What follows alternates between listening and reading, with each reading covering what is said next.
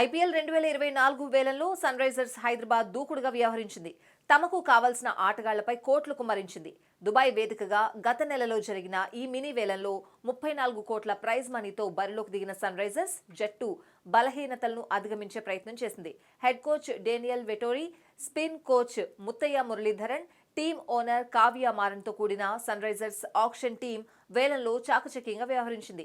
అయితే మరోసారి విదేశీ ఆటగాళ్లపైనే ఆరెంజ్ ఆర్మీ కోట్ల రూపాయలను ఇన్వెస్ట్ చేసింది.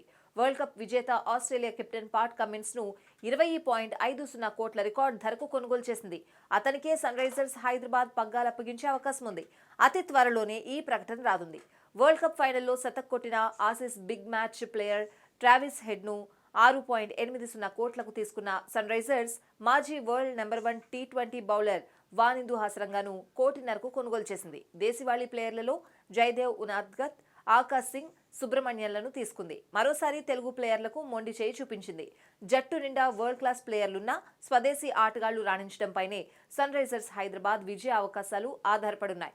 విదేశీ ఆటగాళ్లలో 4 మాత్రమే ఆడే అవకాశం ఉన్న నేపథ్యంలో దేశవాళీ స్టార్లు చెలరేగితేనే సన్ రైజర్స్ కు తిరుగుండదు.